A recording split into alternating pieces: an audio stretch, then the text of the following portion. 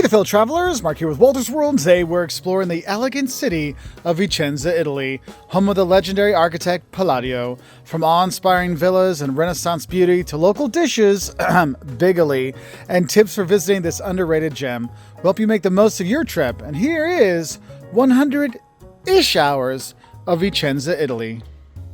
When you come here, don't believe the lies that people tell you around Italy that you will eat cat here in Vicenza. No. That is generations ago, decades ago when those things kind of happened, because those were tough times in Italy back in those days. But the rumor, the myth, the legend that they mangiati are the people of Vicenza, no. There's no cat eating here. Though you will see a cat at the stadium if you go to one of the games when you're here. So let's just get that one out of the way, just so you know. But honestly, I think the most important thing in terms of cultural history and importance is don't forget to pay respect to my wife's boyfriend and probably the most influential architect ever. Andrea Palladio is from here in Vicenza, and you can see tons of his buildings around town and in the area around here. I mean, they do bike tours to his villas and his estates that he built around here. But here on the Piazza Signori, go right around the corner, you'll see the Basilica Palladiana, his basilica, which is gorgeous. And don't think the basilica is a church. It's actually, they have a museum inside, and there's all kinds of great places to have aperitivi around there. But yes, Palladio is the man here in town. There's actually a statue for him here, and when you go around, you'll see a number of his buildings, and the Villa Rotonda, which is right out of town, you'll see that and be like, hey, that kind of inspired the White House and all these great buildings around the world. Yeah, they did. So don't forget to pay respects to Andrea Palladio when you're here, because it's amazing, okay? Now, another one of his buildings is the Teatro Olimpico, and don't pass up going to the Teatro Olimpico. Now, he built the building, but inside, they built a stage that is incredible. It's so incredible, it's a UNESCO World Heritage Site, and you'll go in and see it, and you'll do a tour there. It's beautiful. And you go in, and you see, oh, that's a marble stage. That's really cool. Oh, no. That's not a marble stage. And those perspectives that make it look like it's like 5 blocks deep. Oh, no. That's all perspective. It's all done in wood. It's fantastic. And it's so important for cultural history. It's a UNESCO World Heritage Site. And it even has its own fire station right there, just in case anything happens. So definitely check it out. And I'm going to tell you, don't forget to get your tickets when you go at the tourism office right next door, because they're super helpful as well. So don't forget to do that. Now, with all this architecture and walking around and enjoying things, you're probably going to get a little hungry when you're here. And I'm going to say this, don't pass up a chance to have bigli con arna, which is basically bigli with a duck ragu sauce. It is so good. And if you've never had bigli, it's a fat egg like spaghetti noodle, and you'll see it. It's more of a wintertime thing because it's very fortifying, let's say, but it is wonderful. But that duck ragu sauce, that is a thing from here in Vicenza and around this area. It is wonderful. You've got to have that. And honestly, it's my favorite Italian food, and every time I come here, my friends know, no matter how hot it is, it was 38 degrees the other day, or almost like 100 Fahrenheit, and I had to have it. My Italian friends like, dude, how can you eat that in this heat? I'm like, because it's amazing. So definitely have the bigli when you're here. Now, to kind of beat the heat, another don't I have for you is don't pass up a chance for aperitivi. The afternoon drink you have here in Italy. Yes, they love it here. And when you're here in Venice, you're gonna have a spritz. There's a lot of different kind of spritzes you can have. I know Spritz Aperol is the most popular one around the world right now. And if you're not sure what a spritz is, it's Prosecco with bubble water, and then they'll put, Aperol, which is kind of a sweeter, it's weird. It's like a sweet, bittery orange one, or you might have Campari, which is very much more bitter, or you can have the Venice version, which is Select, or in the Chivo, which is the bubble water and the Prosecco with Aperol and Campari. So you can have that. But aperitivi time here is a thing. For me, don't pass it up, because it's your best chance to meet some of the wonderful locals that are here, and they're going to tell you more about the city and what you should see and what you should eat. So don't pass it up. And here, Piazza de Signori, there's plenty of them out here during the day, or you can go around town. Some of my favorites, Pausa de Doggi is another great place to go. You can see Christian there. They've got all the aperitivi you could ever imagine. You can go to Pitanta if you're going to be on the other side of the river. There's so many great places just to sit and have that aperitivi. And if you didn't know, when you have your aperitivi in the afternoon, your drinks, usually they'll bring you out like a little snack as well, so that can tide you over until dinner time to get that bigli con arna. Or my next don't for you is don't be surprised when actually the most famous food from here is actually with codfish.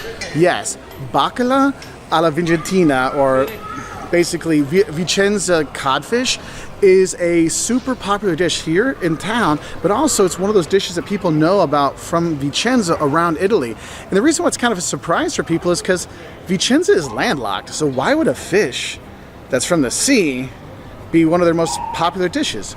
Well, because in the history of Vicenza, a lot of the sailors, a lot of people here became sailors for Venice, and they went out, so they got used to eating all that stockfish, the codfish, and they brought it back here. And it's kind of like a codfish stew, and you have it with polenta. It's really quite nice. I mean, if you're here during the day, Rigetti always has it. It's a nice little, like, you know, go in, you pick what you want, and they give it to you, and you talk to them later, and you pay. It's one of those super fun things. Like, don't pass up lunch at Rigetti because it's very economical, it's very tasty, and they change the menu every day. So it's like 3 or 4 different pastas or meats you can try, but it's a really super Italian thing to go and eat at when you are here. The thing is, I really want to tell you this one. If you're going to be here on the weekends, actually Thursday, Friday, Saturday night, don't forget to make dinner reservations, especially if you want to eat downtown, because Italians love to go out to eat. In Vicenza, it's no different. And so the weekends, places fill up, okay? So make sure you ask that reservation. So when you're walking around during the day, you see a place that looks nice, maybe go, hey, do you have any room for 3 tonight, you know, or whatever? And they can help you out. Or they'll say, we don't have it today, maybe tomorrow night, because you don't want to miss out on the fantastic food that's here. Now, another thing tourists like to ask about when they go traveling is, well, how do I get around town, Mark? Do I need to use public transportation? What do I need to do? You don't have to worry about public transportation here in Vicenza. You can walk around and see all the different parts of town, no problem. See the walls, see the basilica. Heck, there's actually a stairwell that you can walk up that'll take you to Monte Berico. If you're not sure what Monte Berico is, when you come out of the train station, turn around, look up on the hill, and you'll see it up there. You can actually walk up to that. I've done it a number of times. I mean, it takes some strength, but the views from up there are gorgeous. But honestly, you don't have to use public transportation when you are here. I mean, you can, but you don't really need to. Now, another thing that's kind of nice, if you're going to be here during the week, is market days. So Tuesday and Thursdays is a traditional market here. Piazza Signore to be throughout town. So whether the meats, cheeses, clothes, all kinds of stuff. You want to get the t-shirts for your neighbor's kids as a gift for watching your dog. This is where you can kind of get them. But what's fun is on some Sundays, there's also other themed markets as well. We were here on a Sunday and it was the antique flea market, and Joss just fell in love. She got all kinds of vintage clothing and things, but it's really, really cool. And that kind of reminds me of another thing. Don't pass up shopping here in Vicenza, because if you're in Venice, you're going to get overrun with tourists and the shopping stuff, and they're not going to be as helpful or friendly because there's just so many tourists. Verona, yeah, there might be more shops there, but again, more tourists, harder to get the really good service. Here, you can get Italian clothes, Italian design stuff for men and women, and the thing is, a lot of people here speak English. I'll talk about that in a little bit, and they'll help you figure things out. I know Jocelyn had a fantastic time shopping the other day with Asia, our friend's daughter, finding fantastic dresses here that you just don't find back home in the US, the UK, and it's really locally produced stuff, and you're like, this is awesome. So don't pass up shopping when you're here. Another thing that makes Vicenza really great is because it is kind of in the center of the Veneto, so you can use this as a great base. Now, I say use this, don't just use it as a base, also enjoy Vicenza itself, but you can go out and there's all kinds of great simple day trips to go to. You can go to Venice, seriously, save yourself a couple €100 a night by staying here versus staying in Venice, okay? But you can go to Venice for the day, anywhere from a half hour to an hour away, depending on the train you get. You can go to Padua, the university city, 15 to 30 minutes to get there. You want to go to Verona to see Juliet's balcony, anywhere from 25 minutes to an hour to get there. You want to go to the mountains, you can go up there, Maurostico, you can go there. You want to go to the home of grappa, you know, the strong liquor afterwards. Yeah, you can go to Bassano del Grappa and have grappa on the bridge when you're there. There's so many great day trips you can take from here in Vicenza, whether it's the train or the buses that go there. Cittadella is a beautiful walled city that's just on a local train line that's easy to go see. So don't forget to do some of those day trips while you're here. That's why it makes a great base. And speaking of base, I think it's also important to notice, don't be surprised if you see a lot of Americans when you are here, because there is a US base here. And so there's a lot of integration of the American soldiers and the people of the city working at the base and working with the base, that you really see how they've really done a great job integrating together as the soldiers are learning Italian and they do tours of the city to get to understand the culture better. They've done a really great job of kind of integrating together, which has been wonderful, helping out the US soldiers that are there, but also the Italians that are here. And it's just been a become a great thing. And that's why you'll notice, wow, there seems to be a lot of U.S. tourists here. Yes, there are a lot of U.S. tourists, but there's also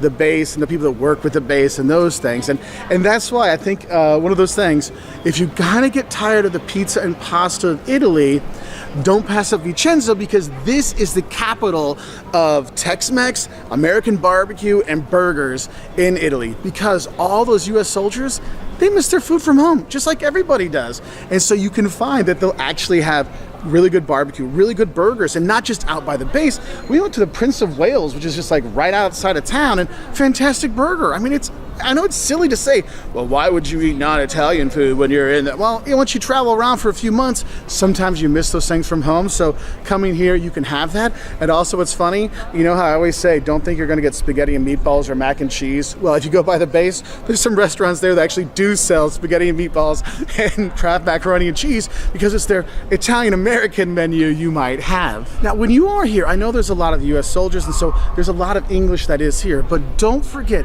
use some Italian when you're here. Grazie, which is thank you, and buongiorno, which is good day, you know, and vorrei, which is I would like. These little things go a long way, because now that a lot of tourists are starting to come here, you know, they notice that not a lot of tourists speak Italian. So a few words of Italian will go a long way when you're here, but don't worry, like, you'll be surprised how many people do speak English here very well, especially in the restaurants, the bars and stuff. So that's a really nice thing for tourists. Now, if you're here during the season, I also have to say this.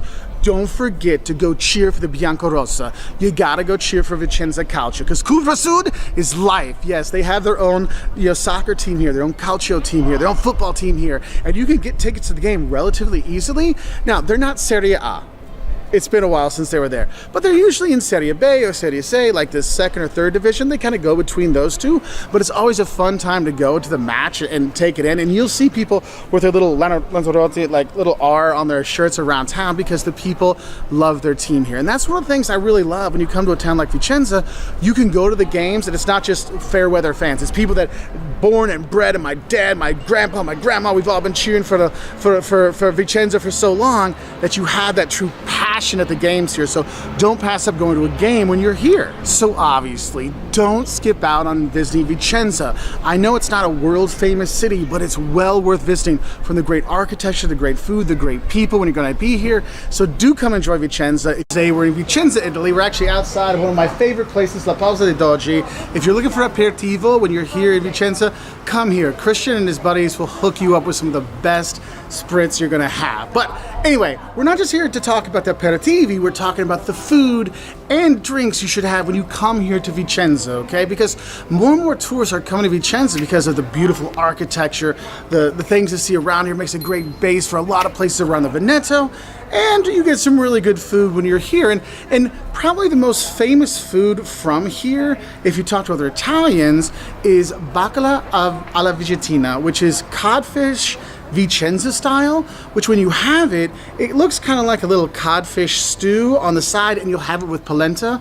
There's lots of places to serve it around here. If you want to, like, kind of a nice, fun place to go to have it, you can get it at Righetti for lunch someday when you're here, but it's available all over town, and it's one of those things that's really typical from here, which is weird because Vicenza is landlocked and codfish is from the sea, but that's from the history of Vicenza, because a lot of the Vicentini were actually sailors for Venice, and so they brought the food that they ate on their travels back, which is really kind of nice. So that's one thing. Another thing that you might actually find in your grocery store that's from Vicenza is sorpresa. And sorpresa, it's like a salami, you know, it's all sliced up, but it's from here in Vicenza. So when you see that in your grocery store, be like, hey, I get a little Vicenza in my hometown. But you can have it here with your aperitivi as a snack. You can go to the store and pick it up, no problem. It's really, really good. But I think the most important for me food to have when you are here in Vicenza is bigli con arna, or bigli with a duck ragu sauce. So, you know, when you think of your bolognese sauce, it's got beef in it. Well, this one, it has duck meat in it, and it is fantastic. And then what really, for me, makes it pop are the bigli noodles. So bigli, if you're not sure, it looks like a really fat spaghetti noodle, but it's an egg noodle, so it's a little bit different than your normal pasta, but it's so good. It really sucks up the flavor of the duck ragu.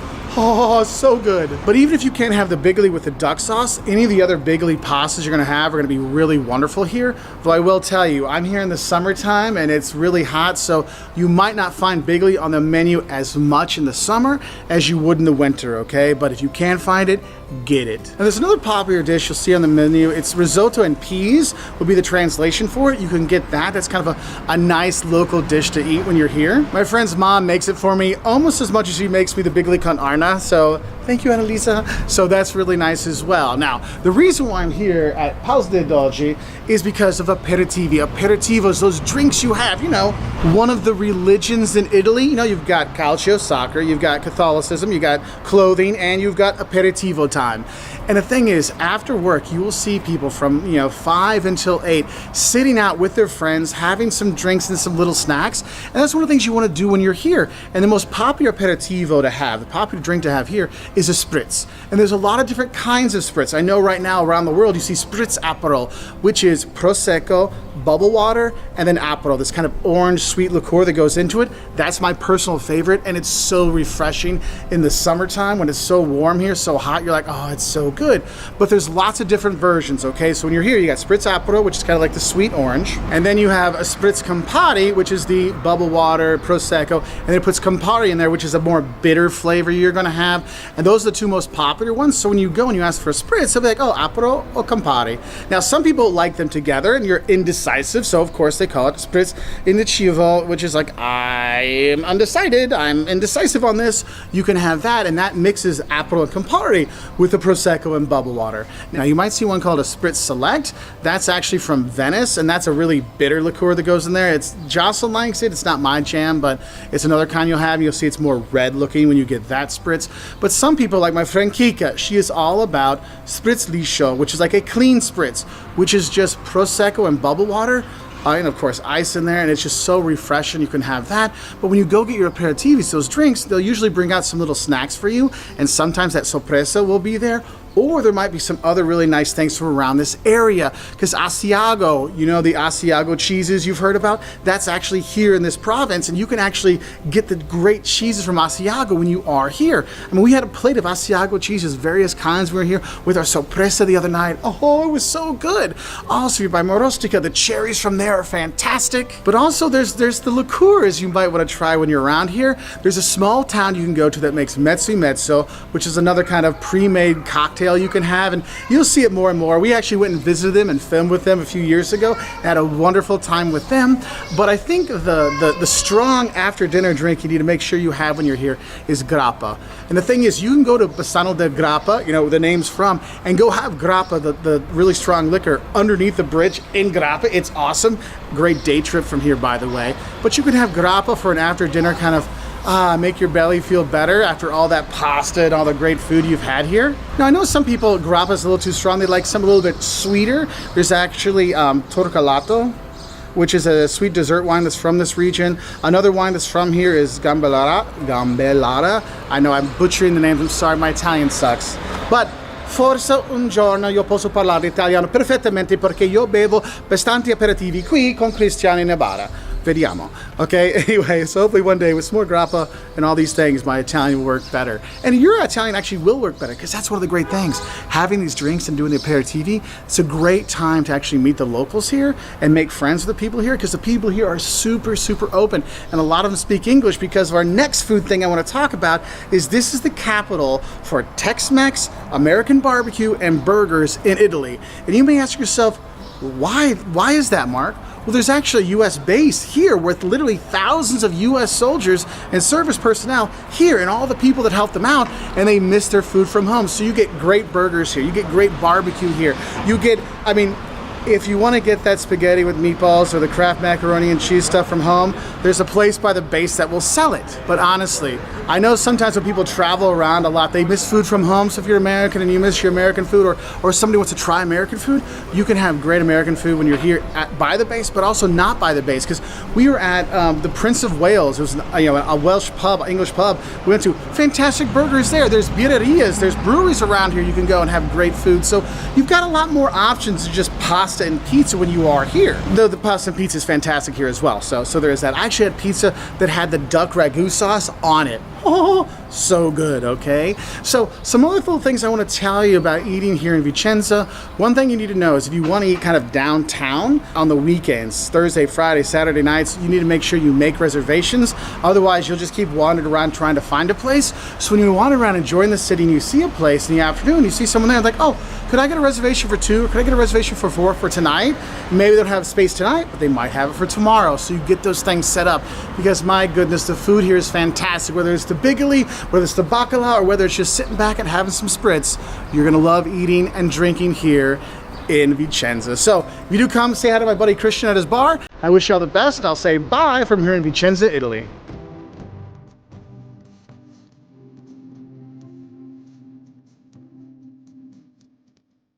Oh, before I leave, there is one more thing I want to mention to you. Don't think you're gonna eat cat when you're here in Vicenza, okay? Because the mangiagatti, the cat eaters, is kind of a nickname that people from Italy have about Vicenza. That was because in some really tough times, there might have been a cat eaten or two. I'm not gonna say yes or no on that one, but that is one of those things that people talk about here in Vicenza. Today we are in Vicenza. This is our hometown in Italy. The most fantastic people and the best friends we can make in the world, we've made here. And actually, I think our future daughter-in-law is from here. And there's my future father, well, he's one of my best friends. Fernanda, you wanna say hey?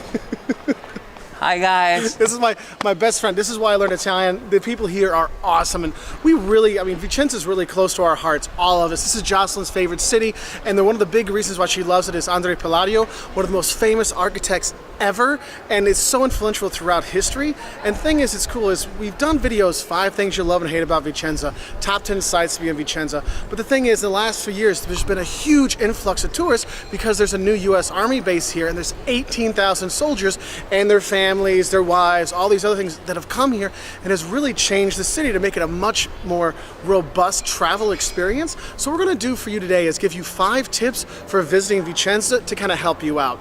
And the first thing, I wanna go on a cultural side of it. Make sure you take the time to get to visit the Andrea Palladio sites around town. They have a museum about him, but the things you're gonna see most, one thing you wanna see is right outside of town, the Villa Rotonda. It's this huge palazzo that's outside of town. It is just gorgeous, and some days it's actually open to the public. You can walk through the gardens, you can walk inside, but you'll see it on this hill outside of town. It's one of the most influential buildings in the last 500 years because people have used that as a basis to make other buildings that you've seen before. Because Palladio has so much influence on everybody. Another building here in town, you go right around this corner on Piazza dei Signori, the square here. There's the Basilica. The Basilica here is just unbelievable. You'll see this, go, wow. It's not a church. Yeah, but a basilica means no one lives there, okay? And you'll see this basilica, and it's fantastic.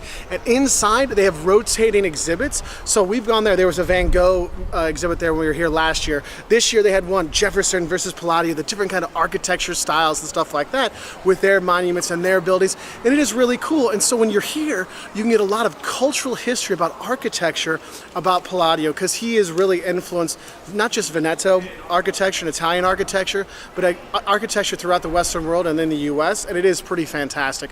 They even have a museum right down the road over here to kind of learn his history, so that's one thing you really need to do to truly appreciate some of the work around here. And the thing is, the second thing you're gonna love, you can actually enjoy, or I should say our second tip, you can actually enjoy by going to the Basilica. Because when you go in the Basilica, on the very top, from May to October, it's opened up, and you can go there and have a spritz con Aperol, which is like Prosecco, bubble water, and then Aperol, which is like an orange liquor. They pour it in, and you'll see people all over, you know, having a spritz Aperol. That's the thing to drink here, and I want you to make sure you do have that. You don't just get a beer and stuff like that.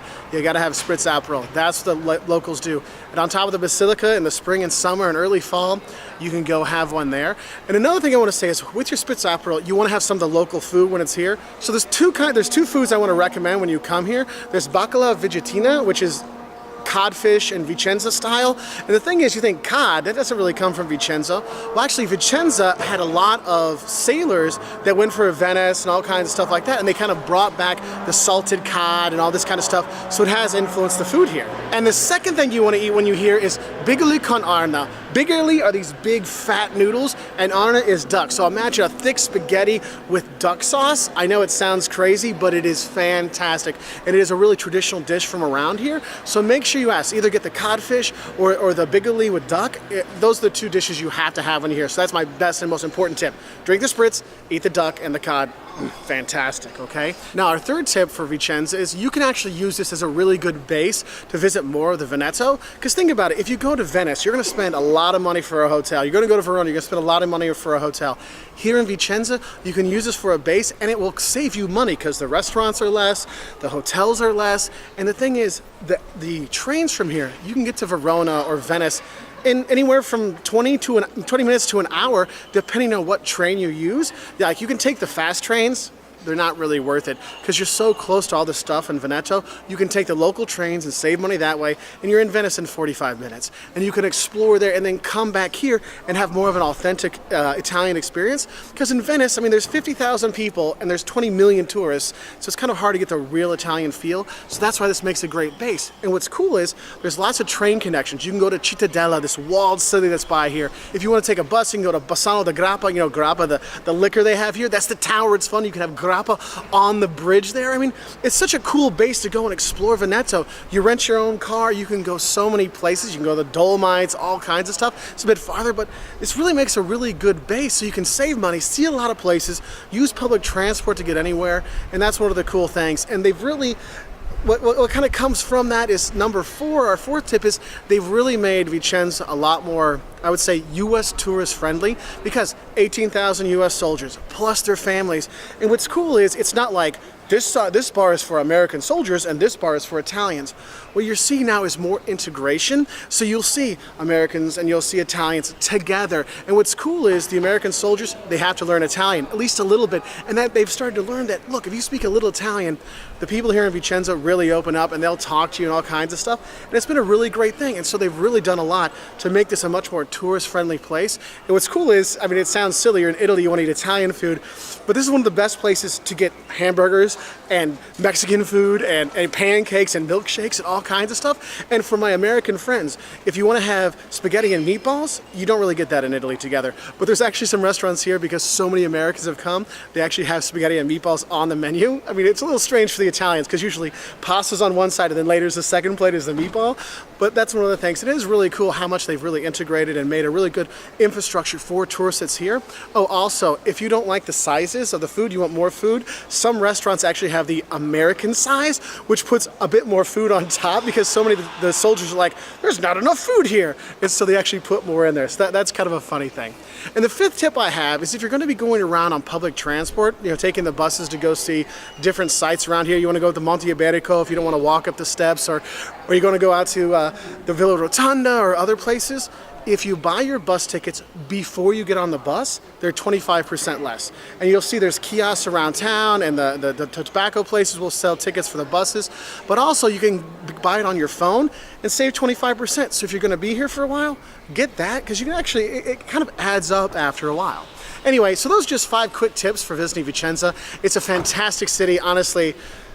My heart is here. I just went and spent a bunch of money to get all the newest jerseys for the soccer team. Oh, the Calcio team. The Vicenza Calcio, the Vicenza soccer team here is now, you see US fans there as well. And it's really cool because it's been like a nice introduction to Italian football, Italian soccer for Americans. So if you get a chance to go to a game when you are here, it is pretty funny. And oh, if you wonder why their mascot's a cat, is because they call the people from Vicenza cat eaters. Because during the Second World War, there's rumors that there was no food, so people ate the cats. So that's kind of one of the things there. And today we're going to talk about are some day trips that you can do from here in Vicenza, because I know a lot more tourists have started to come here. There's a really big US base here, so their families are visiting, their sons and their daughters here, their uncles, their cousins, their friends. And so I thought I'd actually give you some of the better day trips you can do from here in Vicenza, because once you see the Piazza dei Signori here, and you go see the Villa Rotonda, and you enjoy the Bigoli and all the really great stuff here in Vicenza, maybe a spritz with Aperol a couple of times a day, you probably want to go out and explore a bit more. And so this is my kind of like top 5 like day trips to take from Vicenza, because you're going to be here, you're going to see some other stuff. And obviously, the number one day trip you do want to do when you're coming from Vicenza is actually going to Venice, okay? And when you go into Venice, make sure you get off at the Venezia Santa Lucia station, not Venezia Mestre. Mestre is the train station that's on the mainland. You want to get off at Santa Lucia, St. Lucie, you want to get off at that one on the island, okay? So make sure you get off at the right one. And when you're there, what you're going to do is just wander and explore the islands there. I mean, it's just such a great thing, going over the canals and getting lost and all this kind of stuff. And don't worry if you get lost. I mean, it's an island, and they'll have signs saying Rialto that way and Stazione, the train station that way. So don't worry if you get lost. You'll be fine. And when you go around and you're seeing the Rialto Bridge and you're going over that, or you, of course, go into Piazza San Marco and you go into the Basilica San Marco when you're there, and all the gold inside, it's great. Right next to that, you can go up the bell tower, or you can go into the Ducal Palace there. There's tons of other churches that are there. You want to grab something to eat, maybe grab some spaghetti that's, black spaghetti that's tinted with the ink of squid, yes. Or some pasta with some sardines, yes, of course you want to have some of that too. You're gonna have some really great stuff when you are there. And the thing is it's really easy to get there, and they actually do have like the regional train that takes longer to get there, but it costs next to nothing. Or you can take the faster train, like one of the Freccias that are going through here that go to Venice. It'll be a lot faster, but I don't really think it's worth the money for what you pay and the amount of time you save. It's not necessarily worth it. So easy, great, famous city to enjoy. And also, if you're here, it works as a good like base being in Vicenza and then heading to Venice, because it's so expensive staying in Venice with all the tourists and stuff. You might have more Italian time staying here in Vicenza than heading there, okay? Now, as you know, Venice, millions of tourists visit a year, so it's kind of overrun. If you're looking for a smaller day trip, something that's like, you know what, Mark, I want to sleep in until 10, go grab a train, visit a town for a few hours, then come back.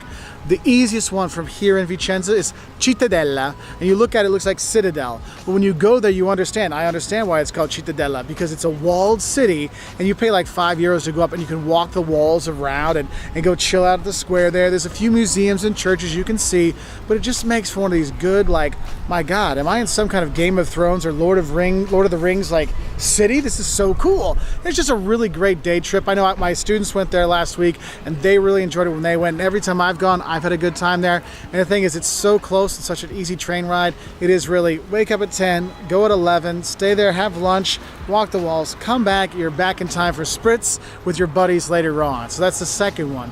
Third day trip I recommend you do, this is going back to a bigger city, is Verona. You know, Romeo and Juliet Verona? Yes, that's not that far down the way here. You can grab a train there, pretty much hourly getting down there. Simple to do.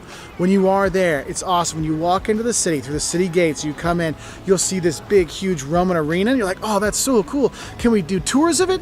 Yeah, you can do tours of it, but what you really want to go do is, actually they still have concerts there. So yeah, you can go see Pearl Jam or Red Hot Chili Peppers or whoever you want. It's still in use. Like, the acoustics are so good, they still use it. It's just a really, really cool thing. So you got the arena that's there. You got the Piazza del Erbe, and that's the best square to check out there. There's little snack shops, there's little food stalls, there's also souvenir things there. It's just really beautiful square to walk around, and Verona's got a lot of nice little squares you can visit, which is really cool. Of course, since Romeo and Juliet's a popular thing, because of Shakespeare and all this stuff, there is Juliet's balcony you can go to. And no, it's not the real Juliet's balcony, but you can see how it could be inspiring to people. And so they got a statue of Juliet there you can go see. If you want to see some of the castles that are there, there's the Castel Vecchio, the old castle that's kind of off to the side on the river. You can walk through that and see that, or you can walk up the hill to St. Peter's Castle, or Castel de San Pietro. You can go up there for some really cool views of the city. And if you're looking for something to eat when you're in Verona, I'm going to let you know, Verona is famous for its horse. Yes, horse meat. You can have horse meat ragu when you're there. So pasta, if you want to put some horse meat ragu on there, there's some of that. Or you just eat the horse meat with maybe some polenta or something like that. Oh, I've had it before, and I know it sounds weird eating it, but it actually is pretty good. There's a lot of different varieties you can have there, but that's a traditional thing from Verona. Now, the fourth place I recommend going, if you're looking for another small town Italy feel kind of place, Bassano del Grappa. You know grappa, the schnapps, the Italian liquor? Yeah, it's named that's the same grappa, okay? You go there, there's a couple cute museums, a couple cute churches you can go through, walk around the town, but what you want to do, you go over the covered bridge, you see this great view of the old town, it's beautiful, but then you go back on the bridge and they actually sell grappa for you and you drink grappa on the covered bridge. And it's actually kind of a popular place on the weekends, so you see a lot of young people coming there. I know I've been to some bachelor parties. We ended up going to Bassano del Grappa, had to went to Padua, but that's another story. And we had our shots there and enjoyed the nightlife and the food there. So it is a really nice, like, small town place to visit as a tourist, but a really Italian one as well. Then the fifth place I have for you is actually going to Padua, which is also really close to here. Again, you can take a faster or a slower train to get there, or a bus. The bus is like 40 minutes, the slow train's like 25 minutes, the fast train's 16 minutes. I mean, it's pretty close to be here. It's a university town, so some people like study there, but they live here, and so the trains can be a little busy in the morning, in the afternoon, but nothing bad. But when you go there, you have some really cool sights. So if you're Catholic, maybe you remember St. Anthony of Padua. Yeah, that's it. So obviously the Basilica of St. Anthony, that's a place you got to go. Cool church, you see the domes and the spires and stuff like that from the outside. The inside's beautiful as well. They got some nice relics there to check out, so you have that. Obviously, you can go to the Duomo when you're there. There's a nice Piazza Signora, the main square there. I actually like the parks in Padua. So there's some parks that'll have a bunch of statues like this one here. It's just a really cool thing. And what I like about Padua is it's a university town, so you have a much younger feel to it. But probably the one thing you really want to see the most when you go there, there's a chapel there, okay? I mean, it's Capella and then I'm going to butcher the name, so I'll just put it down there. But when you go in, I mean, it's a UNESCO World Heritage Site, okay? When you go in, it's climate control because they want to save the interior, because the interior, it's all blue inside. And when you walk around, it's like, oh my God, this is just gorgeous. Like you're looking at every little piece in there. So make sure you do grab a ticket. It's in a kind of like in a park area, so you walk into it, get your ticket, go through. Once you're out, you don't get to go back in, so make sure you take it all in when you're there, but it is really cool. So those are my 5 kind of main sites to see. Now, there are other day trips you could go to. You go up to Marostica, and you can see where they have the life-size chess set there, the castle behind it. If you're there at the right time of the year, you can see where they act out full, like human-sized chess there. Or you can go to Requaro and try the water there and stuff like that. There's all kinds of cool things. And all these places you can go for Vicenza will give you a different feel of Italy and a different feel of Veneto than here in Vicenza, which is kind of cool. So you can get a nice feel of the area when you're here. And they're all super easy day trips. Bus or train, no problem to get there. If you got your own car, you can do that too, no problem. So I hope this helps you know some of the easy day trips that you can do from here in Vicenza, so you can enjoy your stay here even more. Don't get me wrong, there's no problem staying here and enjoying Vicenza with all the great stuff here, but I know some people, you want to get out and explore, and I have tomorrow free. What can I do? I hope this can help you out. Now, first thing I got to tell you, I've been to Vicenza in total probably 3 or 4 months, and I love it. The people are wonderful here. There's all kinds of great stuff. But there's stuff you're going to like and there's stuff you're going to hate about visiting here, okay? So, this is for the U.S. military personnel and the people coming here with the base, the stuff that you're going to love and maybe not love so much about coming to Vicenza. Now, the first thing is, I always like to give kind of the bad news first. So I'm going to go through the things you're not going to like about coming here, because it's nothing you're really going to hate, just maybe some little annoyances if you're coming from the U.S. to be here in Vicenza. Now, the first thing is the eating times, okay? When you're coming here to eat, basically the restaurants are open from 12 to 2 for lunch. 2 o'clock, they close up. So make sure you're eating in between those times.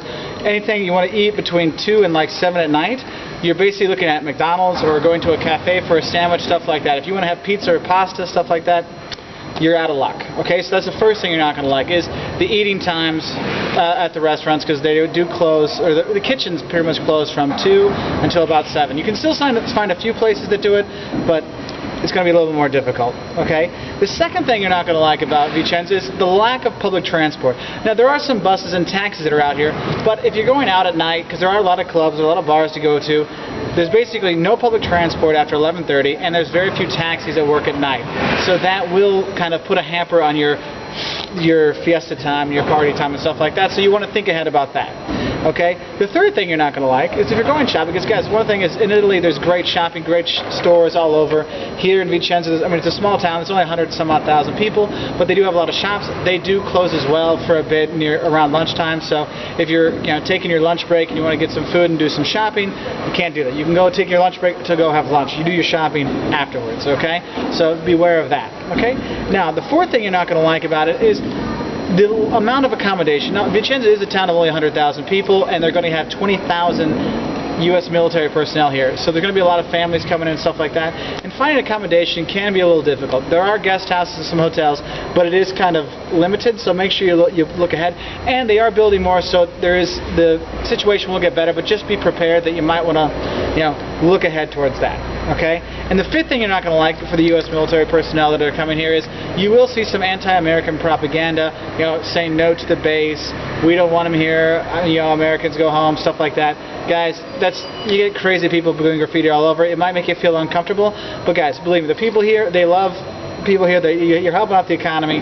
They appreciate you spending your money. You're going to be treated fine, so don't worry about it, okay? But that's something you're not going to like. So the 5 things that the military personnel coming to Vicenza, 5 things you're probably not going to like. 1, the eating times. Okay, you're going to have to adjust your eating schedule if you're going to be eating out.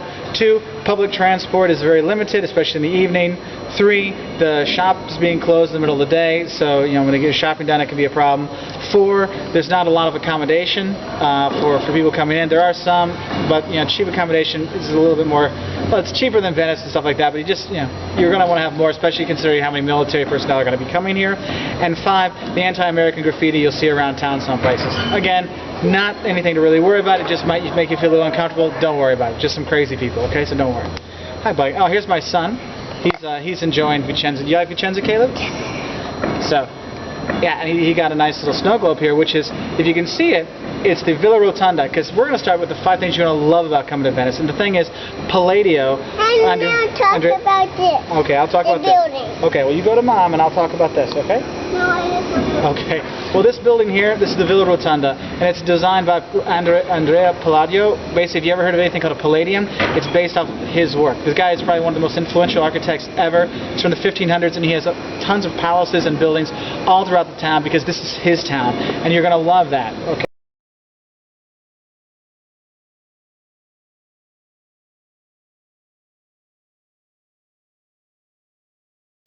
Hi guys, we're back. My son out wanted to come share some more about Palladio. And Andrea Palladio, like I said, one of the most influential architects in history, to be honest. Lots of buildings you'll see around the world, especially ones with a lot of English influence. They're based on his design. The Villa Rotonda is his most famous villa. The Basilica I showed you before, he designed that. His influence is all over the city. You walk up the Corso Andrea Palladio, you'll see his palaces. You'll see this is a small town that doesn't have a lot. It's not necessarily a rich town, but it is very rich in the architecture that's here from Palladio, and that's just really something special. You get a town so small, but you get to have such amazing architecture. So that's the first thing you love: the architecture and the Palladio, or the Palladio, his influence in the town. Second thing you're going to love about it is, if you're going to be here for your military stuff, Vicenza is a good base, because going to Venice, it's really expensive to stay in Venice. So you can stay in Vicenza, you grab a train. The fast train is 20 minutes. The slow train is 45 minutes to get to Venice. So you're very easy to get to Venice. You can get to Verona, Padua, Milan is only 2 hours away. You've got a lot of easy connections to get all around, to see the Veneto, all kinds of stuff. So it's a nice base to go to, so you're going to really like that. So you can stay here in the base, or stay near your family on the base, and get to see all kinds of other things very easily. Okay. The third thing you're going to like about it is, one of the things people like to do here is you like to stand at a cafe and you have a spritz con apro, which is basically bubble water with white wine, and then they put a splash of an orange liquor into it. That is the drink of Vicenza and the drink of Veneto. So when you go join the crowds outside, ask for spritz con apro, stand out there, and you just kind of like get that kind of Italian feel to things, and it is very nice. Lots of places, any bar you go to, you say spritz con apro, they'll give you one. It's a nice refreshing drink, and also the most popular drink in the city, so you want to make sure you get one of those when you're here. Okay. The other thing you're going to like, especially for the military personnel, and for travelers in general, you go to a country and you want to eat the local food, and the local food in Vicenza is amazing. My personal favorite dish in Italy is bigoli con arna, which is a big fat spaghetti noodles, bigoli, with duck sauce, and it is awesome. Imagine your spaghetti bolognese, but with duck bolognese sauce. It is awesome.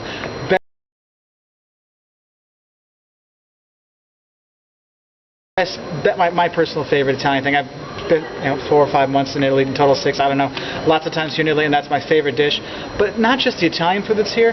Since there is the military base here, this is one of the few cities in Italy where you actually do get a wide variety of restaurants. You want Mexican food? They have good Mexican food here. You want barbecue? They have good barbecue. Now, for all of you saying, oh, you're going to Italy, you should eat Italian food. Yes, you should. But if you're going to be staying here for 3 or 4 months, you get kind of tired of eating pasta and pizza. And guys, you know what? Italians don't eat pasta and pizza every single day. And you as a tourist don't have to as well. So that's one of the cool things. You can go, you can have all kinds of different kinds of food here. But again, the Italian food is the best. Bigli con carne, you got to have that. Okay?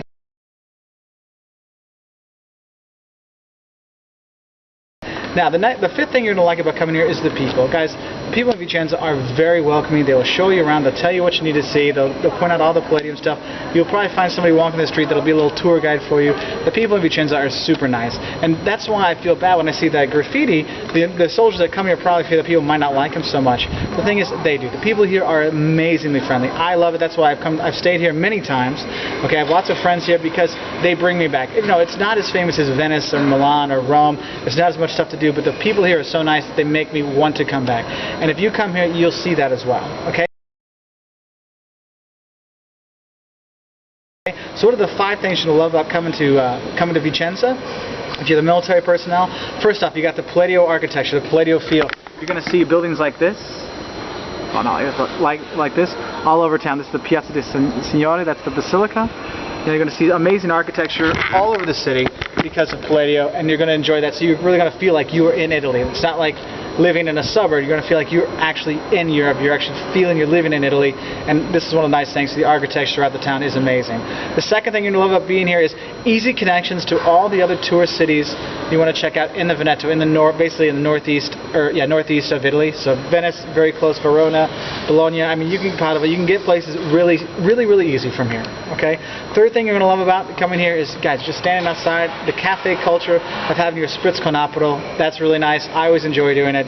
Okay. The fourth thing you're going to love is the food here, because it's the Italian food and the non-Italian food, so you can get the best of both worlds. Because, like I said, for all of you that are going to write on here and say you're a jerk for not eating pasta every single day, guys, no one eats pasta every single day. Just like in America, we don't eat McDonald's every single day, okay? But you need some variety, and here there's a good variety of international food for such a small town, okay? And the fifth thing you're going to love about coming to Vicenza are the people. I love them, you'll love them. They're friendly, they're helpful, they'll show you around, and you'll have a great time. Because the thing is, wherever you go in Italy, there's always going to be regional cuisine that you should have. And so just saying, oh, get the spaghetti or get the lasagna, yeah, you're always going to be fine with that. But different cities and different regions have different specialties. So what I want to talk about are a few of the specialties here in Vicenza that you should have. And the number one, and the one that I've had 5 times since I've been here this week, is bigli con arna, or bigli with duck ragu sauce, you might see it called. And what it is bigli is an egg and wheat noodle, and it's a really big, thick pasta. Think like a spaghetti noodle, different consistency, but really thick. Oh, it's so good. And then they have this duck sauce on it, and it is just amazing. It's a meat sauce made with duck, and it just makes you drool. And that's like the thing to have when you're here, okay? So make sure if they have bigli with duck sauce, you gotta get it, okay? So another thing that's popular here is baccalà alla Vicentina. Yeah, I know I'm butchering the name, but it's basically codfish, Vicenza codfish. The thing is, it might not be salted cod you get. You might actually get stockfish, which is a different kind of fish. But the thing is here in Vicenza, you're thinking, why is fish a big dish? I mean, we're landlocked. Well, the thing is a lot of people from Vicenza were sailors for Venice back in the day. And so you'd have that salted cod, or you have the stockfish, which is air dried and stuff like that. You'd have those people coming back, and they brought the food they had with them when they're out on their travels. And so that's why this baccalà, the codfish kind of stuff, came back. And so there's a special dish here you'll have, and you'll have it with polenta, which is a corn cream you'll have. Really good when you're here, okay? Now the third dish I want to talk about is something you'll see more in the winter time. And if you talk to Italians around Italy, if they know things about Vicenza food, one they'll ask, did you eat cat? Well, no, you don't eat cat here, okay? But then they'll say, oh, peas and rice. And the thing is, or rice and peas, if you will. The thing is, when you think rice and peas, you think rice with just peas mixed in. Well, here it's a risotto, okay? You have a risotto with peas in it. It's actually a very filling, hearty meal, which is a nice thing to have. And yes, you might hear people talk about, like I said, the cat thing. Well, back in the war, there's a rumor that people were starving so much they actually did eat the cats, and it's really kind of stuck. They'll say, Vicenza, they're the gatti mangi gatti. They eat cats and kind of stuff. And actually, the soccer team here, the calcio team here, their mascot is actually a cat, which is kind of funny. But don't worry, they don't eat cat here anymore. You don't have to worry about that one. Okay. Now, if you're looking to get something to drink when you're here, in Vicenza and pretty much all over the Veneto, you have a spritz con aperol. So spritz, it's prosecco and bubble water. And then if you have an aperol, they put this aperol orange liquor in it, like a shot in it as well. It's a super refreshing drink, and especially when you have hot days like this, you kind of sit out at these cafes you'll see around, and you just sit back with your buddies and have a drink and drink that as the day goes by.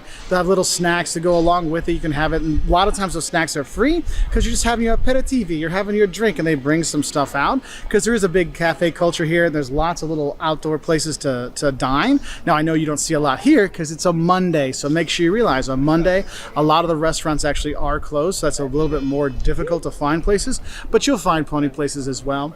And then I want to actually go back and talk about one thing that's kind of important about Vicenza. There is a big U.S. base here, and so with all those U.S. soldiers here, they've actually influenced some of the food that's here, and you'll actually find some actually pretty good Mexican food. You'll find pretty good barbecue and grilled meats and stuff like that. Yeah, you'll have that Americana kind of food here. Yes, this is one of the places you'll actually find spaghetti with meatballs at a diner by the base. And I know a lot of people say, well, why would I want that when I'm in Italy? Well, here's the thing. For families that are going around and your kids are like, I don't want any more noodles, I don't want any more pizza. Well, this is one of those towns you can go have some stuff from home as well. And it's not too hard to get to either. And the people here are super friendly and super nice.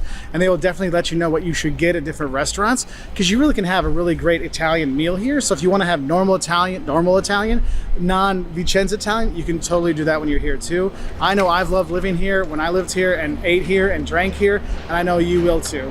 Now, the first place you want to check out when you go there is obviously Venice, the capital. Guys, Venice is beautiful with all the canals, the Grand Canal going through in the middle, walking over the Rialto. Even with all the tourists there, it is beautiful. We have top 10 videos of Venice, thanks to doing Venice, all kinds of stuff there. If you watch our Learn Italian videos, there's a lot of them filmed in Venice. And guys, just going around, go to St. Mark's Square or Piazza San Marco with San Marco Basilica, the Ducal Palace. There's tons of museums, tons of beautiful churches in Venice to check out. But what you want to do is just wander the city. It is beautiful there, okay?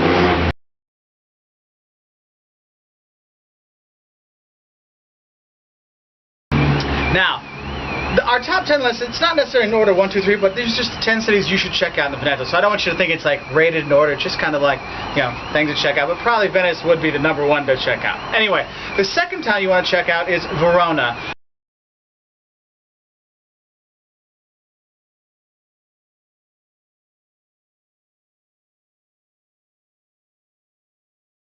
The city of Romeo and Juliet. Hey, Caleb, come here.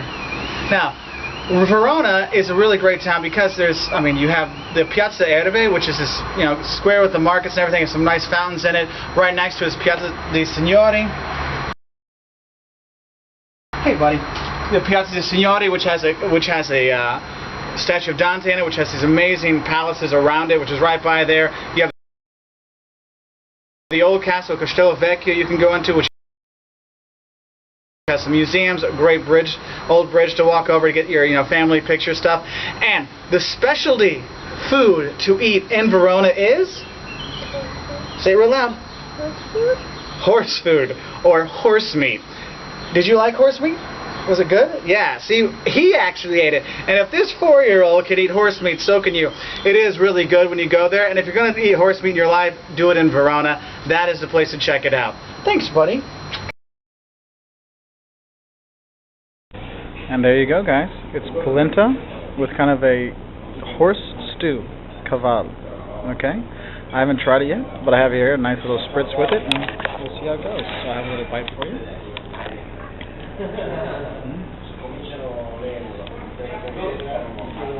It's pretty good, actually. So I recommend it. It's good. Can you go sit back down? He wanted to make sure that I told you the horse meat was good. He was helping me with that. Now, the third town you want to check out is here in Vicenza. This is my personally favorite town because I have a lot of friends here. I've got many soccer games or calcio games here. But also, if you're an architecture buff, Palladio, Andrea Palladio, this is his town. The city is full of his palaces, buildings, villas, all kinds of stuff. You see that architectural influence. You can tell that one of the greatest architects in history is from here, because that is throughout the city. You'll see it. The Villa Rotonda right outside of town is the most famous villa. Inside town you have the Teatro Olimpico. It's basically it's a 800-year-old theater that in the 1500s Palladio redid inside to give it the old Roman feel. It's basically the original 3D. Beautiful stuff. I'll put some pictures on here so you can check it out. Vicenza is also really, what I like to eat here is bigoli con arna, which is big fat spaghetti pasta with a duck sauce. It's a good dish from here to check out. And there's a couple other little museums to check out here, some churches. Basically though, the big thing is all the Palladio influence, Palladian influence that's throughout the town. The Basilica, the Piazza dei Signori. You'll hear this Piazza dei Signori a lot of times, because that's usually the main square in Venetian towns. Okay. Now the fourth town to check out is Padua. This is a university town. The Duomo's nice and all these things, but the two places you really want to check out when you go to Padua is, one, the Basilica, the St. Anthony of Padua. If you ever go to the church, it's St. Anthony of Padua. This is his basilica. They have his old clothes, all kinds of stuff. Because the cathedral isn't the cool church, it's the Basilica of St. Anthony. It is an amazing church. You go there and you're just like, wow. It is unbelievable. Even for Italy, it's an unbelievable looking basilica inside and out. So definitely check that out. The other place you definitely want to check out when you go there is the Scrovini Chapel. I can never say Scrovini right, so Scrovini Chapel. Basically, it's a time ticket thing, so you buy and you have to come back later in the day. All these frescoes inside of the chapel are amazing. Definitely worth checking out. When you're coming from the train station, it's probably one of the first tourist things you'll come into. Definitely worth checking out. The city has a beautiful central park to check out, some other nice churches, and it's a university town, so there's people all around, young feel to it, lively town. The market is nice to check out by the Palazzo de Regione. That's really cool, the market right there. It's just a nice town to walk around, makes a nice day trip. Okay, the next town to check out is Treviso, another university town. It's got some wall city, nice little square inside, just kind of nice little chill out town. What I personally like is they still have the original statue in the museum, but they have a statue that it was a naked woman, and out of one boob shot red wine, out of the other boob shot white wine. So I think any town that has that, pretty cool. Okay, now it just shoots out water, but it's still pretty cool that they had that. Okay, the sixth place to check out is Bassano di Grappa. Grappa, the shot that you have here that's like almost like a vodka kind of thing, or a homemade liquor kind of thing, or moonshine kind of thing, whatever. Grappa is from this town. This is the original place. It's a beautiful small town right by the mountains. It's about a half hour, 45 minutes on a bus north of Vicenza. Beautiful background, beautiful little village just to walk around. There's a bridge there done by Palladio. The city itself's got a few little nice museums, makes a nice base to go hiking and around. Really nice place to check out. I definitely recommend going there. And also you got to have the grappa when you're there, and you have a mezzo when you're on the bridge, because they actually sell the shots on the bridge, the historic bridge, so it's kind of funny. Okay. Next place to check out, number 7, is Cittadella. Cittadella is on the slow train line between Venice and Vicenza, and basically it's a walled city, and you can literally walk the entire wall all the way around. It is kind of cool to do that because you walk around, you see the whole city. There's a couple of little nice things to see inside, but it's kind of like one of those nice little easy day trips. Take kids, they see, wow, the walls, you can walk around it, things like that. So it is pretty cool. I really like going there. Number 8, if you're going a little bit farther north, most people associate the Dolomites with going to Trento and Bassano and those things, but you can actually get to them from the Veneto too.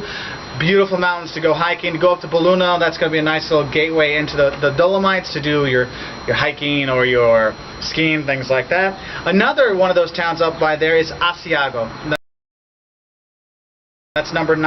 Now Asiago is famous for its cheese. The Asiago cheese.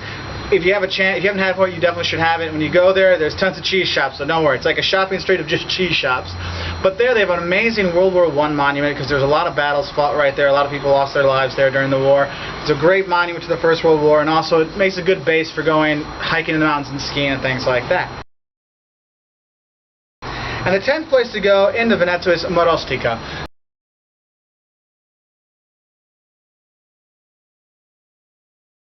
Now Marostica is famous because they have a human chess tournament every year. I think it's everywhere in their town square, so you can play chess with your friends.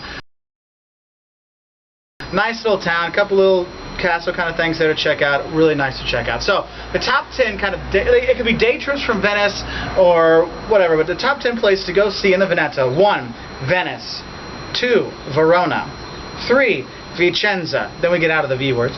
4, Padua; 5, Treviso; 6, Bassano di Grappa; 7, Cittadella; 8, go to the Dolomites, Bassano, or just go to the Dolomites, sorry. 9, Asiago, and number 10, Marostica. Those are our top 10 in Veneto. Now, if you're in Venice and you want to go a little bit farther, not Veneto, but a little bit close to Slovenia, 3 nice towns to check out. Trieste is cool, but I like Udine because the square and the church there is really nice. Udine and Goriza. Okay. And I'm going to start with the thing I love the most about Italy. It's the people. They are the most gregarious, outgoing, fun-loving, crazy people you'll meet when you travel. And the thing is it doesn't matter if you speak Italian or not. They're going to talk to you. They're going to communicate with you. They're going to bring you into their culture. They're going to let you know that this is the drink you should have, and this is the restaurant you should go to, and this is when you should go to the sites.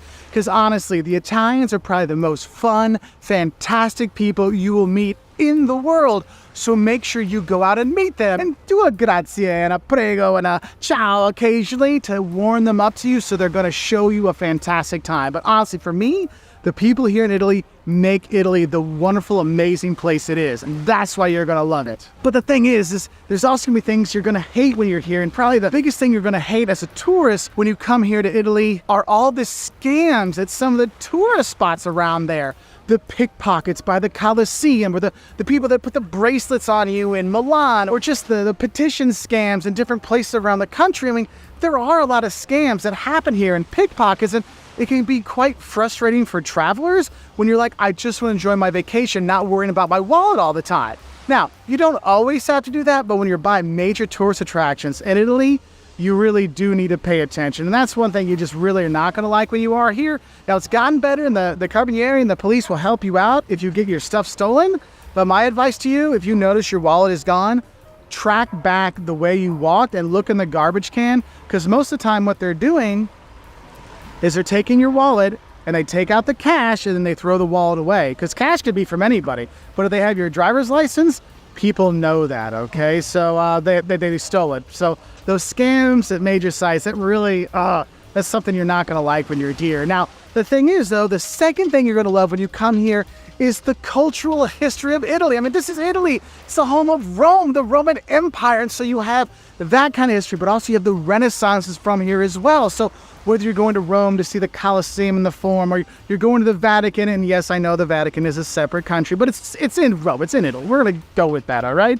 And you're going to see that, or you're going to Venice and seeing the canals and going to Piazza San Marco, and you're going to see the gold inside the Basilica San Marco, or if you're going to Verona and seeing the arena there, or even seeing, touristy, trappy stuff like Juliet's balcony in Verona. There's so much cultural history when you're here. Here by Sorrento, you can go to the Amalfi Coast, which is just gorgeous, or you can go to Pompeii and Herculaneum, which were destroyed and covered with ash during, from Vesuvius in 79 AD. You can re-see. I mean, there's so much cultural stuff you can see here that is just truly wonderful. And it doesn't matter what kind of culture you like. If you like food culture or dance culture or party culture or art culture or history culture, they've got it all when you're here. And that's what makes it so good, is that you get so much cultural history when you come here. Whether you love Leonardo da Vinci or Michelangelo or Versace, they have it, okay? So do enjoy all the different culture when you are here. And that's something you're really, really gonna love. Now, something you're definitely not going to love, and probably the thing my wife hates the most when you come here, is your occasional public toilet experiences. Now, a lot of the public toilets here in cafes, they're usually fine. However, when you're in Venice and you got to pay to use the public toilets, or when you got to go to a cafe and you got to buy something to use the toilet, that can be a bit frustrating. But what really will get you sometimes is when you find that one cafe when you really got to go and it's just a hole in the ground. Well, a porcelain hole in the ground, and that might be a bit surprising, and I'm sure more than a few of you have had some unclean toilet experiences during your stops in Italy. So my advice to you is make sure you use the services at your hotel or your bed and breakfast before you head out for the day, okay? Now, I know it's weird to talk about this after we talk about public toilet experiences, but honestly, the third thing you're gonna love about coming to Italy is the food. I mean, this place has fantastic food. Yes, we all know the pasta and pizza, but honestly, from the salads to the meats to the desserts, there's so much great food here in Italy that you're gonna love. And the thing is, it's not just the food itself, like the taste you're gonna enjoy, it's the whole eating experience. Because when you go to eat in Italy, it's not just to go eat and mow down the food, it's there to go and enjoy your friends, enjoy your talking, enjoying your aperitivos, and enjoying your food and enjoying your friends. And it's just such a fantastic thing. And that's why when you come here, you should try the foods from the different regions, because your eating experience here in Sorrento, you know, when you're having the seafood and you're having the gnocchi alla sorrentina, right, is going to be different than if you're up in the north in the Veneto region. You're having your bigoli with duck sauce, and you're having, you know, gnocchi pastisala, the cavallo, the horse ragu gnocchi that you could have in Verona. Yeah, it's going to be different wherever you go. But the thing is, the food is fantastic here. So no matter where you go, you want to eat the local food, whatever region you're in, whatever city you're in, ask them, what's something special from here? And just get that, okay? Whether it's the wine, whether it's the appetizer, whether it's the main courses, do that, okay? And don't get thrown off if you order a pasta and your friend orders a meat and the food doesn't come at the same time, because that's a primi piatti. A first plate is pasta and a second plate is meat. So if you want them to come at the same time, please tell them, just bring it all at once and we'll be okay. Now, because of all the great food and all this great cultural history that's here and all these fantastic sites and the wonderful people, obviously a ton of tourists come here. And that's why the third thing you're not gonna like when you come to Italy are the tourist hordes. And I mean, in the summer, we're talking tourist hordes. Millions upon millions of people visit Italy because it's so wonderful. So whether you're in Rome or Venice or Florence, the big three, they will always be packed all year round. But even places like here in Sorrento in the summertime are completely packed in the summer. Or if you're going to Milan during fashion, I mean, this place just gets overrun with tourists. And so you do need to have a bit more patience, a bit more, your personal bubble needs to be a lot smaller when you're here too, just because of all the crowds and all these things.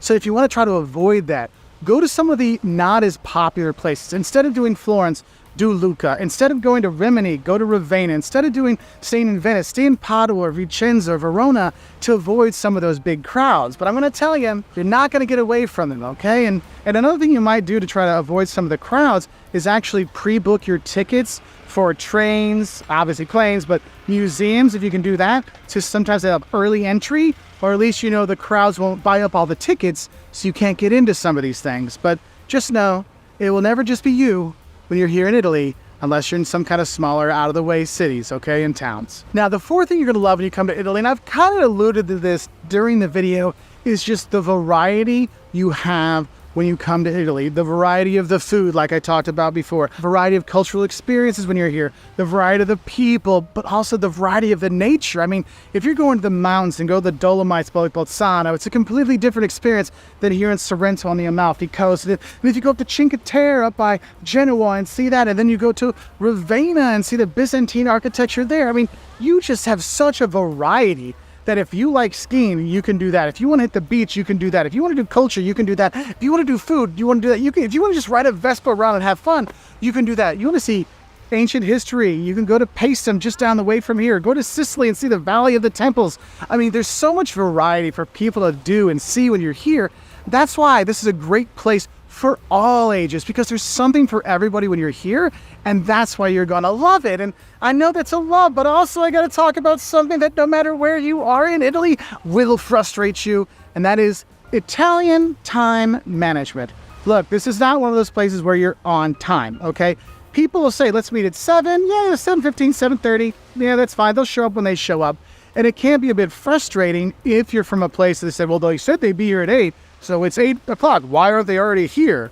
Look, you got to know that time is really relative here in Italy. So just think Italian time, okay? And that will help you out with your patience and knowing that it takes a little bit longer to get your menu and get your drinks, but that's just the way it is here, and that's okay. Now, the fifth thing you'll love when you come here, and actually I think it's one of the religions here in Italy, is aperitivo time. So aperitivo is dinner drinks when you meet up with your friends, and it'll be different drinks you have throughout the country. If you're in Milan, you might have a Negroni Sfogliato, and if you're in Venice, you'll have a Spritz Select, or if you're in Vicenza, you have a Spritz Aperol, which everybody loves, or here in Sorrento, they love their limoncello Spritz. It's a new thing, and you have these drinks, and you have a drink, and what's cool is they always have a little snack to go along with it. So you're sitting there having a drink, having a snack, enjoying your time here, sitting back and taking in the people and the architecture and just everything.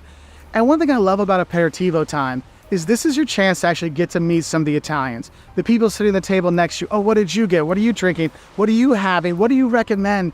It's one of those great times that really brings people together when you're here. And for the Italians, it truly is a religion. It's part of life. So if you're here, you gotta go enjoy aperitivo time. And I'm gonna finish on some bad stuff, and probably the thing that's going to annoy you the most and upset you the most when you're here, and that is the trains in Italy.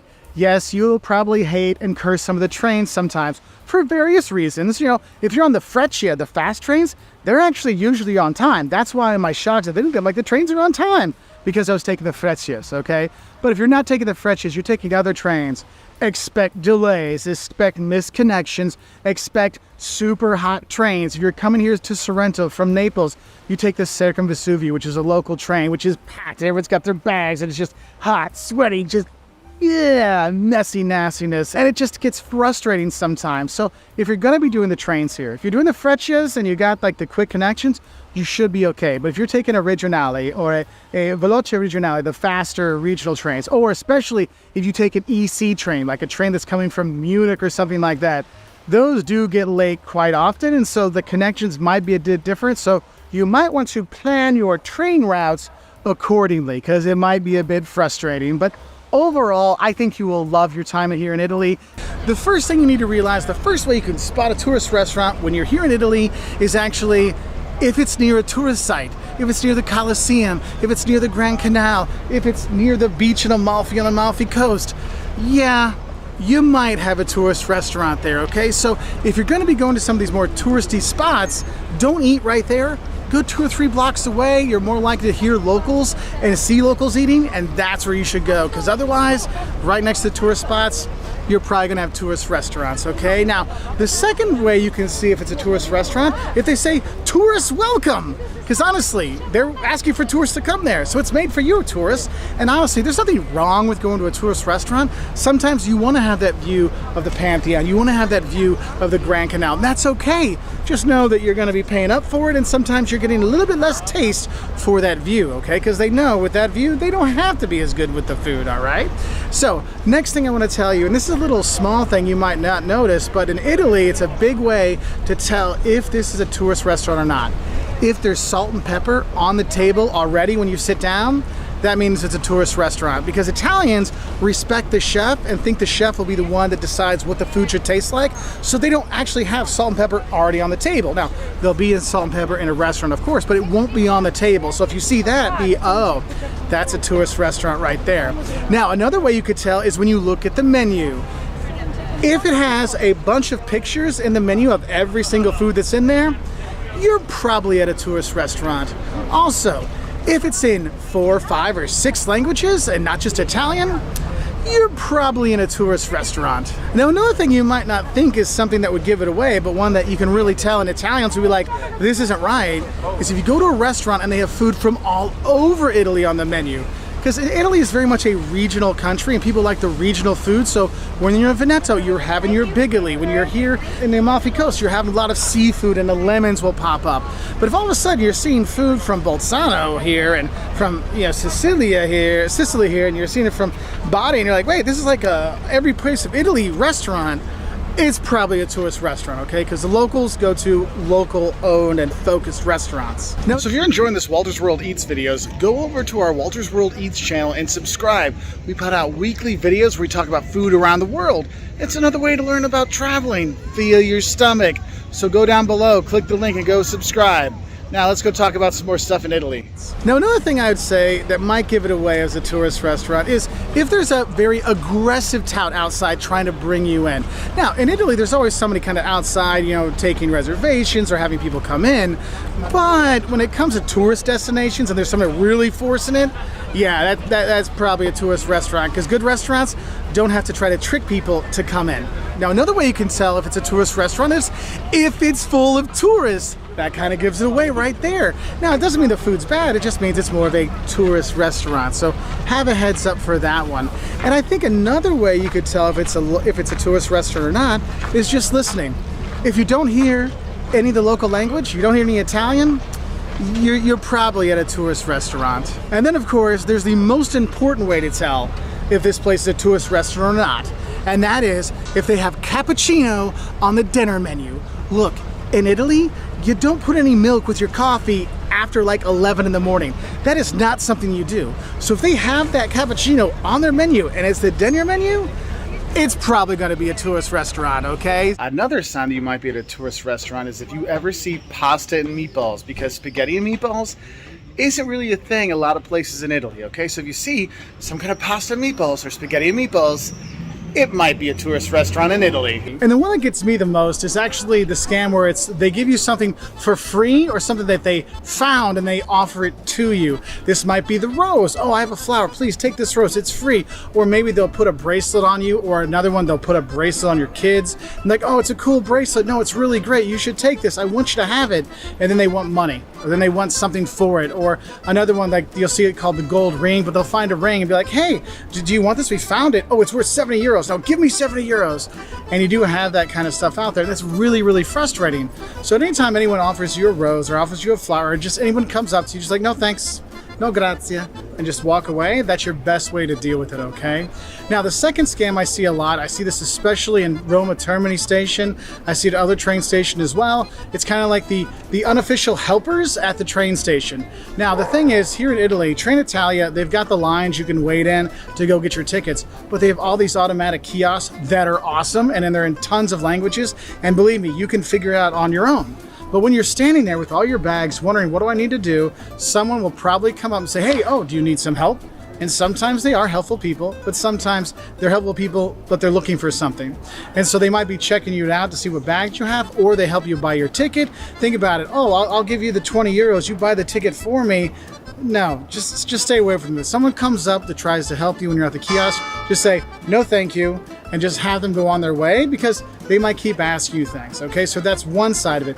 Another side of it, if you're at one of the bigger stations and you pack too much stuff, which I do see quite often, there might be porters there that offer to help you bring your bags places. Look, they're not doing that to be nice to you. They're doing that to make money from you, okay? So don't expect them to do it for free, because I know a lot of tourists like, oh, those people were so nice helping us bring our bags on the train. And then they wanted money. I'm like, yeah, that's what they're doing. So it's not always a scam. It's also some ways how some people make money, so do have a heads up for that. Now, the third scam I guess I see here isn't really a scam. I would call this it's a lot more expensive than you think price scam. So that would be taking a gondola ride in Venice. You know, when you're going through the canals, you see the gondolas going by and they might be singing and stuff like this. Oh, it's so romantic. I want to do that when I go to Venice. Or maybe I want to go on a carriage ride through the historic center of Rome. Yeah, those things, they're really cool, but just realize they are insanely, insanely expensive. Now, you're not officially robbed when it comes to these things, but your wallet is going to feel like you're robbed when you get the bill for that. So do not just hop in the gondola. Don't just hop in the carriage. Make sure you ask how much it is, because you might be sticker shocked out of, you know what, honey, this isn't as romantic as I thought it was going to be, when you see the prices. Now, the fourth scam I see, and it's where I see it a lot of times in like more popular kind of pedestrian zones, you have the petition scam. Someone will come up to you and say, hey, you want to save the whales? Or hey, are you against nuclear war? Or do you want to do this? Sign our petition, help us out. Look, you're not from here. Your signature doesn't mean anything in a legal sense anyway, so that's one thing you should know. Second thing you should know is most likely those things are just scams. They're either one, trying to scope you out to see what you have, or maybe they might be pickpocketing you while you're signing. You never know. Or they might be letting their friends know what you do have, like, oh, watch on the left hand, wallet in the back pocket. these kind of things. So anytime those petition people come up, just say no, thank you, no, it's okay. Because even sometimes when you sign, they might be like, oh, well, don't you want to help our cause then? Give us some money. Look, just say no thanks and just walk away. Now, another problem you might see here in Italy is if you're at any kind of tourist site, like if you're the Colosseum at Rome or the Vatican in Rome, or you're walking around the Uffizi or the center part of Florence or other places like that, pickpockets really are an issue here in Italy, and so you do need to be careful. So, have your money belt and stuff like that. Make sure you're using the safe back at your hotel to lock up your passport, these kind of things, because it is really important. So you might think, no one's going to pickpocket me at the Sistine Chapel. No one's going to, we're at the Vatican. They'll burn in hell if they do this. Oh no, even at the Vatican, they have signs saying, hey, watch out for pickpockets, because there are people that do come in. So do be careful. And the thing is, where you see the pickpocketing a lot, like I said, at major tourist sites, but also getting on and off of the metro or getting on and off of any kind of public transportation, you might have the ones where their hands in your pocket and you don't even realize it. And then when the door closes, they're outside with your wallet or your money. I can't tell you how many times I've seen like stuff sitting on the metro floor in Rome or on the ground. I'm like, oh, that was obviously out of someone's pocket. You do need to be careful with that. So always do pay attention. And I know people get close to you here, but if people get too close when they don't need to, you really do need to pay attention.